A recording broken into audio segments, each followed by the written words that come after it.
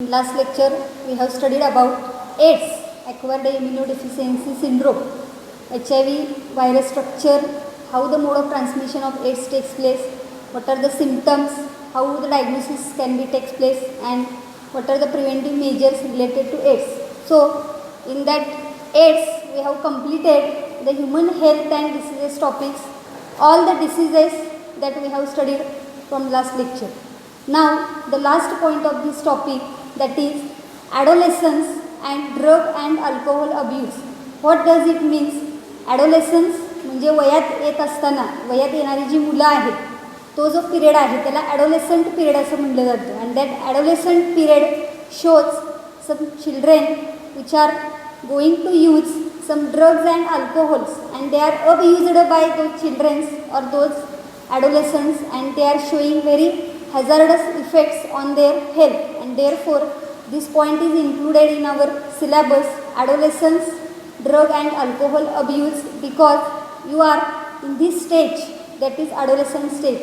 त्यामुळे याच वयामध्ये तुम्हाला योग्य मार्गदर्शन जर मिळालं तर ड्रग आणि अल्कोहोलचा अब्यूज करण्यापासून तुम्ही स्वतःला रोखू शकाल, किंवा आपले कोण मित्रमैत्रिणी त्याच्यामध्ये फसत असतील तर त्याच्यापासून त्यांचं संरक्षण करू शकाल. या ह्याच्याने हा पॉईंट आपल्याला सिलेबसमध्ये ॲड केलेला आहे. So here the first point, what is mean by adolescence. Adolescence it is the stage between, it is a transitional stage between childhood and adulthood. म्हणजेच काय, बालपणामधून प्रौढत्वामध्ये जात असतानाचा जो मधला पिरियड आहे, that is transition stage between childhood and adulthood, that period is called as adolescence. So here definition is given, it is a transitional stage between childhood and adulthood. At this period or at this stage, both physical and mental development takes place in children. So this is also called as, this adolescent age is also called as a teenage, because this adolescent period is observed between 13 to 19, 13, 14, 15, 16, 17, 18, 19.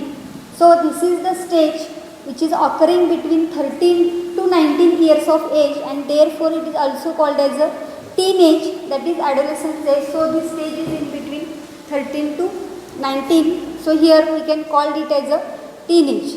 Now the next stage here, what is the stages of adolescence? So here the government of India and it's a national youth policy, राष्ट्रीय youth policy आहे, त्या पॉलिसीने age ठरवून दिलेलं आहे. And that age of this adolescent is between 13 to 19, and this stage is divided into 3 stages.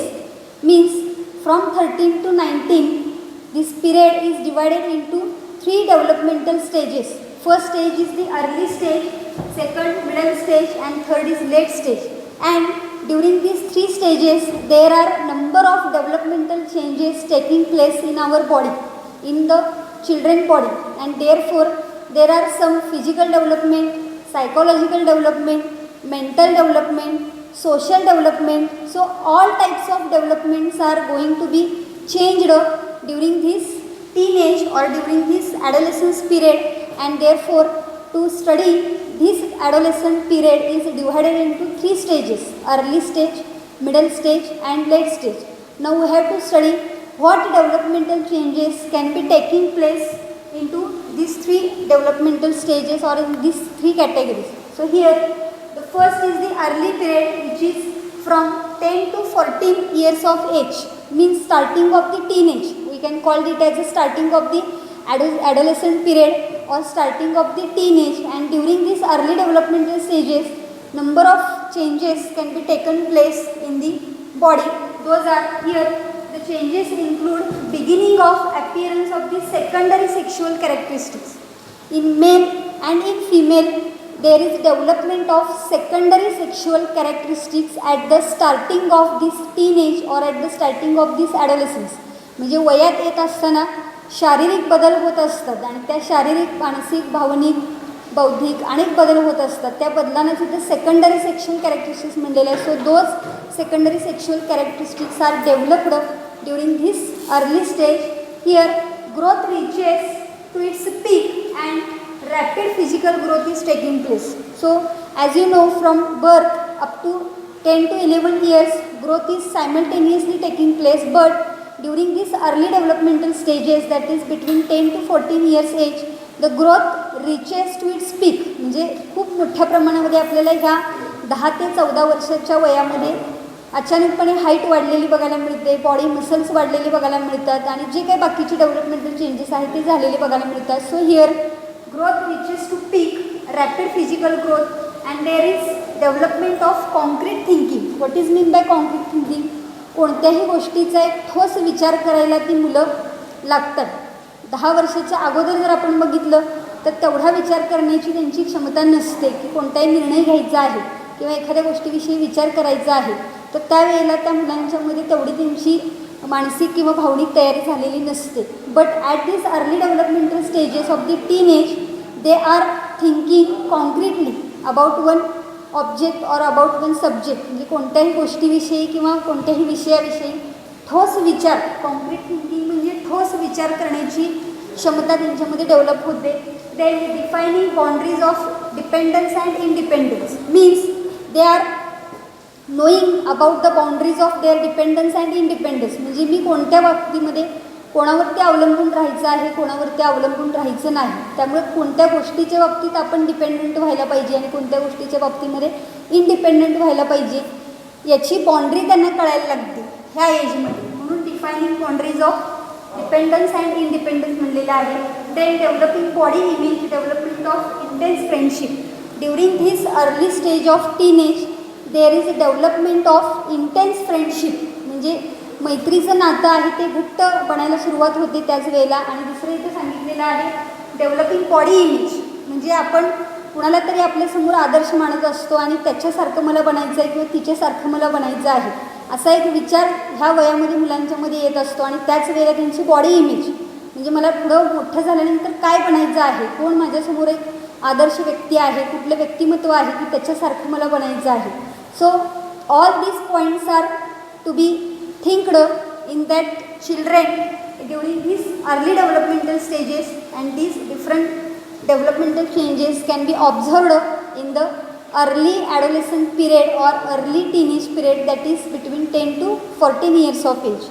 Now when middle stage is going on here, that is from 15 age to 17 years of age, 15 ते 17 वर्षाच्या पिरियडमध्ये अजून काय बदल होतात ते आपल्याला बघायचे आहे. So here you can observe it is कॅरेक्टराइज्ड by almost complete full development of the secondary sexual characteristics. At the early stage, there is starting of development of secondary sexual characteristics, and those are completed in the middle age, that is between 15 to 17 years of age. All the secondary sexual characteristics are showing full development. No further development in the secondary sexual characteristics beyond this middle stage. So here, the secondary sexual characteristics are fully developed. Then growth is approximately completed up to 95%. म्हणजे height जर आपण म्हणतो ही 15 ते 17 वर्षाच्या एजमध्येच वाढत असते मुलांची आणि मुलींची. त्याच्यानंतर हाईटमध्ये फारसा फरक होत नाही. म्हणजे almost 95 to 98% growth is completed at this stage. We can observing. Then concrete thinking under stressful conditions, sense of leadership and all powerfulness. So here the children are showing different senses of this leadership and powerfulness, and they are thinking concretely about any stressful condition. म्हणजे कोणतीही तणावाची गोष्ट जरी समोर आली तरी त्याच्यावरती ठोस विचार करून निर्णय घेण्याची क्षमता ही या एजमध्ये तयार होत असते. आणि त्याचबरोबर पॉवरफुलनेस, आपण किती शक्तिशाली आहोत किंवा आपल्यामध्ये काय करण्याची क्षमता आहे, काय धमक आहे हे ओळखण्याची जी प्रोसेस आहे ही प्रोसेस या एजमध्ये इथं तयार झालेली आपल्याला बघायला मिळते. फ्रेंडशिप जी आहे चांगल्या पद्धतीची ती डेव्हलप होण्यासाठी या पिरियडमध्ये आपल्याला ते चेंजेस झालेले त्यांच्यामध्ये बघायला मिळतात. So here the middle stage is showing full development of the secondary sexual characteristics. About 90% or 90 to 95% growth is completed, and they are showing development of intense relationship, leadership, and here we can observing the concrete thinking under the stressful condition. So कोणतीही परिस्थिती आली तरी त्याच्याशी सामना करण्याची क्षमता मुलांच्यामध्ये ह्या वयामध्ये तयार होत असते. So these are the developmental changes occurring in the middle stage. Now we have to study here the third stage of development, that is the late stage, that is 18 to 19 years of age. This is the last stage of the teenage or the last stage of this adolescent stage. So here we can observe it is characterized by establishment of total physical maturity, then thinking, intellectual and functional identity.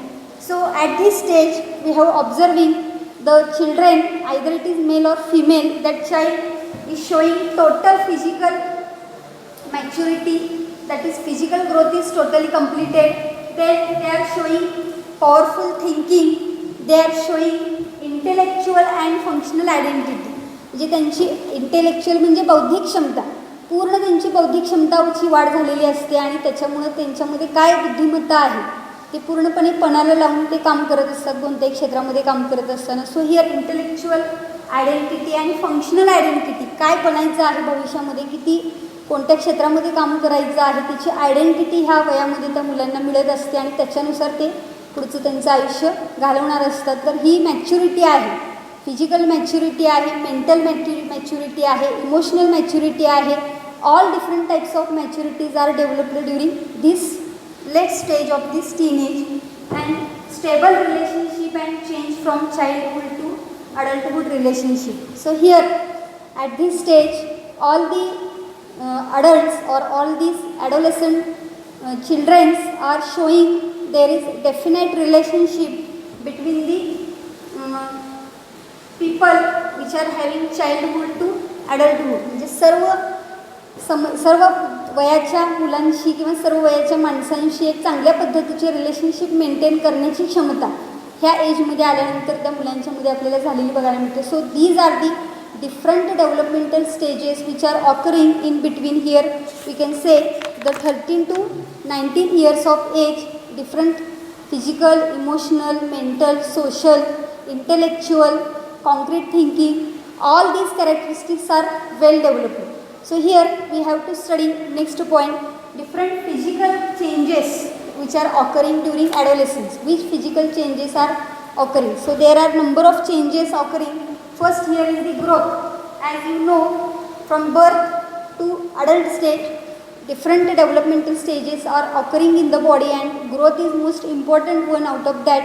And here growth occurs in both boys and girls. Different changes in the growth are shown by boys and by girls.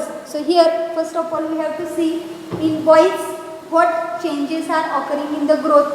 So in boys muscles develop, skin becomes oily, broadening of shoulders, cracking of voice, development of underarm and chest hair, pubic hair, facial hair and enlargement of penis and testes. So here number of changes in the growth takes place. That means here muscle growth is taking place, cracking of voice, आवाज असा घोगरा होतो मुलांच्यामध्ये जर बघितलं तर स्नायूंची मोठ्या प्रमाणामध्ये वाढ झालेली बघायला मिळते. क्रॅकिंग ऑफ व्हॉइस, आवाज चेंज होतो, आवाज घोगरा होतो. ब्रॉडनिंग ऑफ शोल्डर, जी खांद्याची जागा आहे ती ब्रॉड झालेली बघायला मिळते. Occurrence of hairs on the chest region, on the under arm region, on the pubic region, जो प्युबिक सिम्फायसिस भाग आहे, दोन पेल्विक गर्डल आपले जिथं जॉईंट झालेले असतात तो रिजन म्हणजे प्युबिकचा रिजन आहे, तिथं हेअरची ग्रोथ झालेली बघायला मिळते. And then here facial hair, चेहऱ्यावरची केस यायला सुरुवात झालेली असते. And there is enlargement of penis and testis. Testis is the male reproductive organ or male sex organ or male gonad which are developed during this period, and penis is copulatory organ which is used during sexual contact, and that penis size is also grown in this period. So these are the number of developmental changes which are occurring in growth. Skin becomes oily, चेहऱ्यावरती तेल यायला सुरुवात होते. चेहऱ्यावरती आपण म्हणतो की काही स्पॉट्स उठायला तयार होतात, काही पिंपल्स उठायला सुरुवात झालेली आपल्याला बघायला मिळते. So all these are developmental changes occurring in the boys. In girls also there are developmental stages. So here in girls development of breast, widening of hip region, development of underarm and pubic hair, and enlargement of the uterus and ovaries. As we have seen in boys, in girls also there are so many developmental changes occurring during this growth. So here first development of mammary glands, that is development of breast taking place during this period. Then widening of hip region. Hip region means pelvic girdle region which is present in our skeleton. कमरेच्या तिथला भाग जो आहे तो widening झालेला बघायला मिळतो because the size of uterus and the size of ovaries is growing. Uterus म्हणजे गर्भाशय आणि ओव्हरीज म्हणजे फिमेल गोनॅड किंवा त्याला फिमेल सेक्स ऑर्गन असं म्हटलं जातं. So all these changes are taking place in females also, in girls also, and there is also growth of hairs on the underarm and pubic hair. Underarm म्हणजे काखेमध्ये केस यायला सुरुवात होते आणि प्युबिक रिजन जसं मगाशी सांगितलं की दोन पेल्विक गर्डर जिथं जोडलेले असतात त्या ठिकाणी प्युबिक रिजन असतो आणि त्या ठिकाणी केस यायला सुरुवात होते. असे डिफरंट डेव्हलपमेंटल स्टेजेस आपल्याला ड्युरिंग द ग्रोथ आपल्याला ह्या ॲडोलेसंट पिरियडमध्ये झालेले बघायला मिळतात. So this is the first physical development. Now second here sexual development. What is the development in the sexual organ is taking place during this adolescent period. So here you can see sex organs mature and enlarge. In male testes are the sex organ, in females ovaries are the sex organ. So in both male and female the sex organs are well developed and they are showing enlargement. In testes there is sperm production is taking place and ejaculation of sperm, and in females ovulation, starting of menstrual cycle and initiation of the sexual behavior. That developmental changes related to sexual organs are seen in this period. So in males development of testes, production of sperms, ejaculation of sperms and sexual behavior can be seen. In females development of mammary glands, starting of menstrual cycle that we have to study in the next topic, reproduction in higher animals. In that we have to detail study what is menstrual cycle.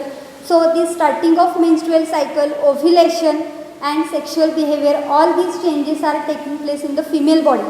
So there are number of developmental changes which are occurring in the sex organs or sex organ developmental changes which are seen during this adolescent period. Now here third is the emotional and social changes.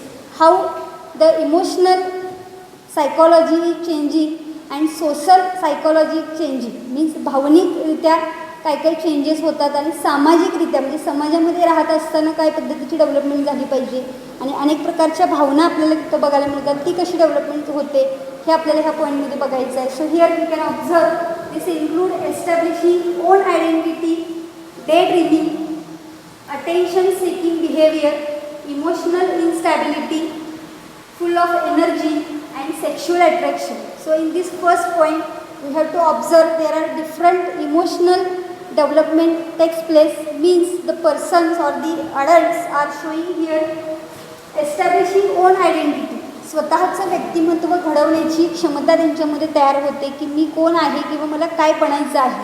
This identity is developed. Then day dreaming, स्वप्न बघायला लागतात. एखादा व्यक्ता किंवा एखादी व्यक्तिमत्व आपल्या समोर ठेवून ते आदर्श मानून त्याच्यासारखं मला बनायचं आहे किंवा तिच्यासारखं मला बनायचं आहे असे स्वप्न बघत असतात. मला इंजिनियर व्हायचं आहे, मला डॉक्टर व्हायचं आहे, मला असं करायचं आहे, गाडी घ्यायचं आहे, बंगला घ्यायचं आहे, जे काय असेल ते त्यांचं स्वप्न, हे स्वप्न बघायला सुरुवात करतात. ते अटेन्शन सिकिंग बिहेवियर, कोणत्याही गोष्टीकडे बघण्याची त्यांचा दृष्टिकोन जो आहे तो आपल्याला चेंज झालेला बघायला मिळतो. That is called as a attention seeking behaviour. Then emotional instability, भावनिकरित्या थोडीशी त्यांच्यामध्ये इन्स्टॅबिलिटी निर्माण झालेली बघायला मिळते. And they are showing full energy, अतिशय खूप जास्त प्रमाणामध्ये त्यांच्यामध्ये एनर्जी, ऊर्जा, जी शक्ती आपण म्हणतो ती डेव्हलप झालेली आपल्याला बघायला मिळते. And sexual attraction at this adolescent period, sexual attraction we can observe in between boys and girls. Before adultness or before adolescent period there is no any attraction between male and female. They are playing together, they are working together, they are sitting together, all other are very normal way there is taking place. But when these boys and girls are going into adolescent period or adolescent stage, they are showing the sexual attraction because some hormonal changes are taking place in their body and therefore their sexual attraction is taking place in this male and female. Now rapid mood changes, conflicts with family, behavioral toward sex exploration and evaluation and formation of new relationship etc. So during this period we can observe here rapid mood changes. अचानकपणे mood चांगला असतो तर अचानकपणे change होऊ शकतो. Family conflict, घरातल्या मोठ्या माणसांशी संघर्ष काही मुलंही करत असतात की माझंच म्हणणं बरोबर आहे, मीच बरोबर आहे, माझंच सगळं चांगलं आहे. आईवडिलांचं किंवा वडीलधारे माणसांचं ते ऐकत नाही, त्यामुळे कदाचित फॅमिलीमध्ये त्यावेळेला संघर्ष होऊ शकतो हे आपण बघतोय.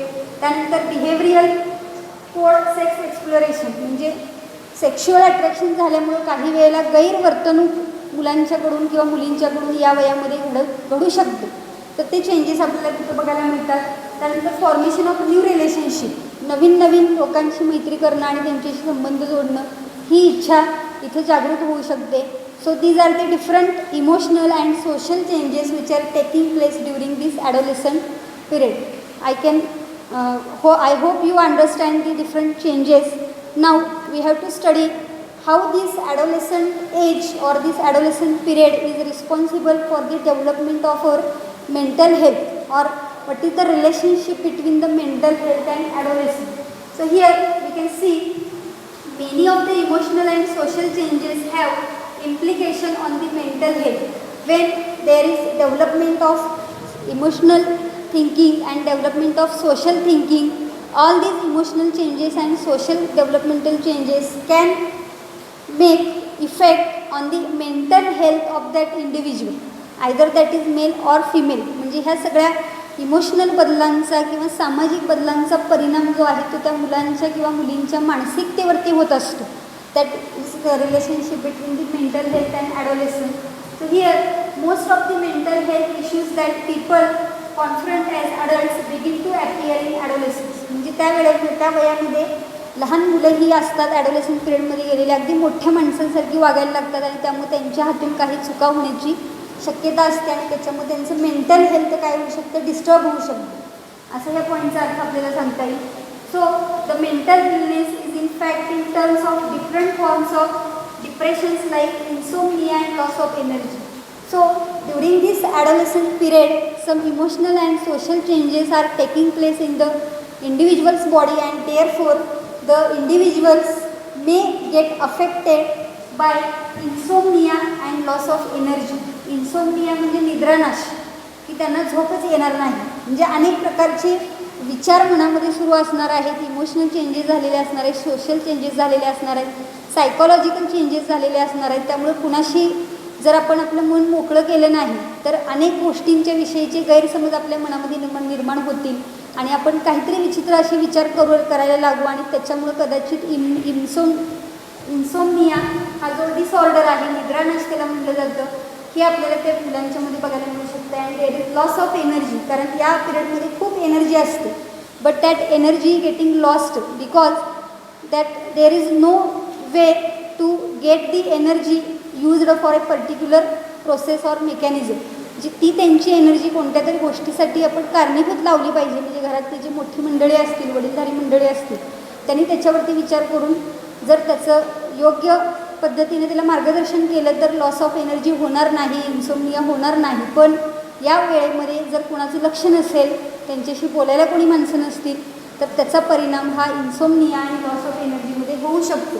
So all these are different effects on the mental health during the adolescent period, because there is development of emotional changes, social changes, psychological changes, and therefore number of side effects of this adolescent period that we have to observe here.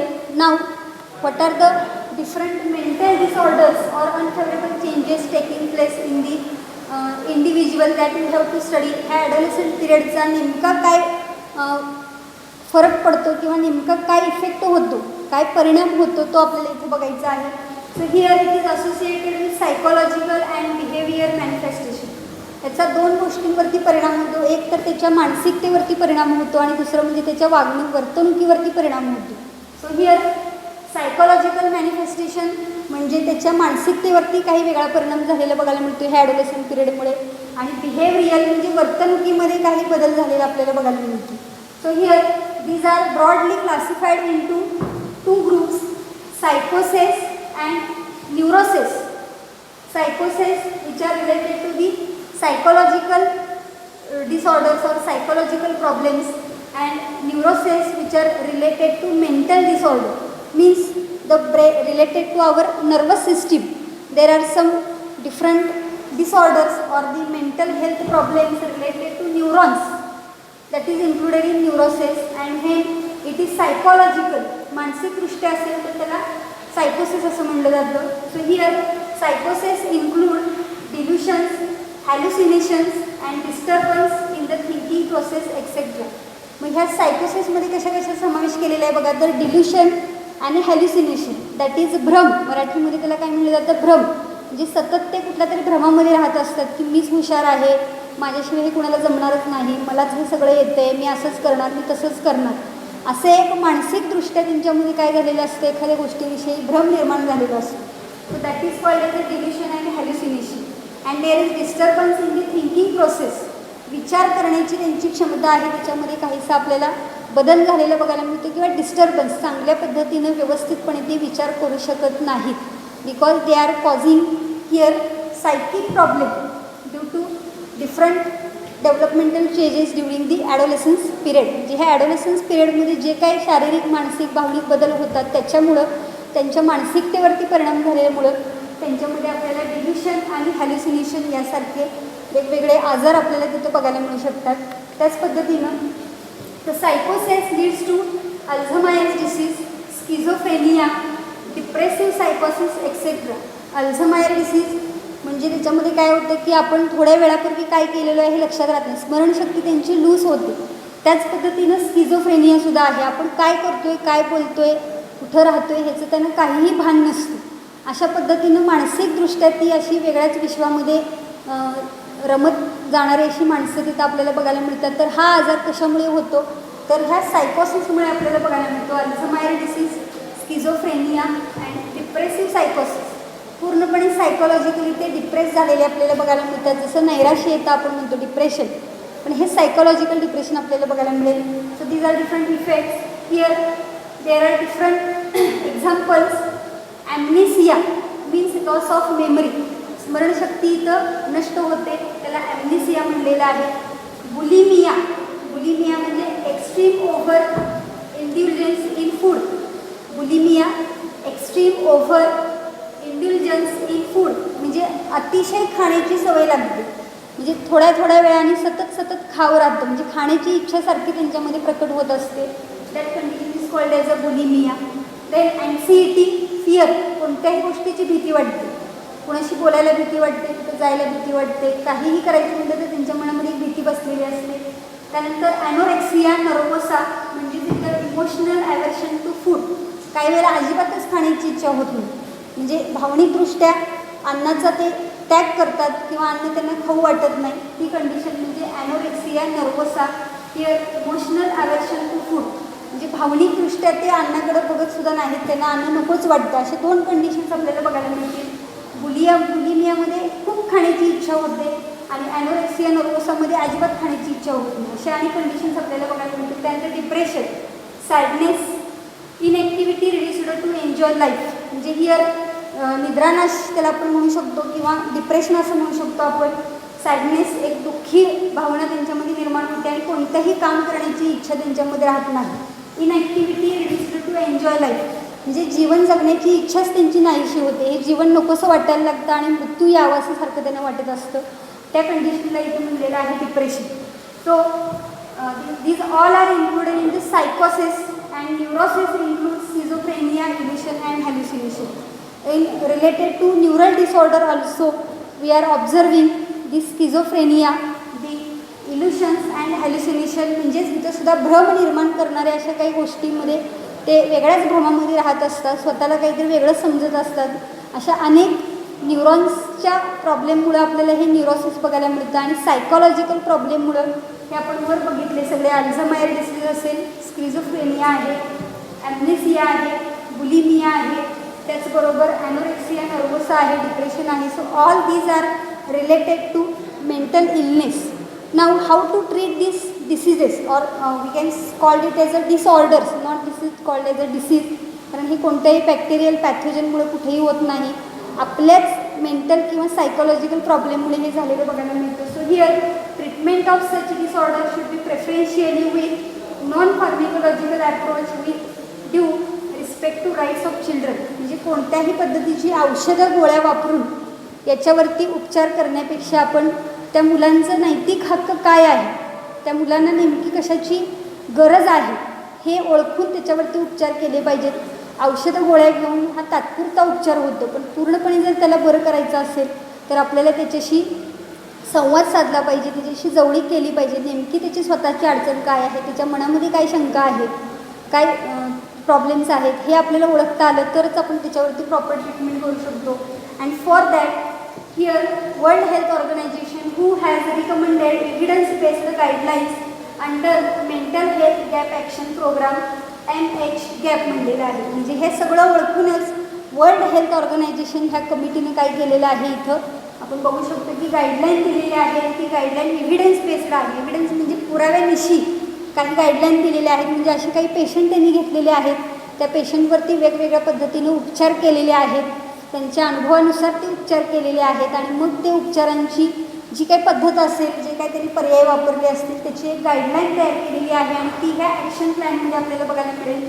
Mental health gap action programme MH gap त्याला म्हणलं जातं. So with the help of this program we can treat the different mental disorders which are occurring during this adolescent period. These mental disorders are observing and that can be treated with the help of this program, that is mental health gap action program. So in this way we have completed the first point related to the adolescent. So in the next lecture we have to study the next point. Till then, thank you.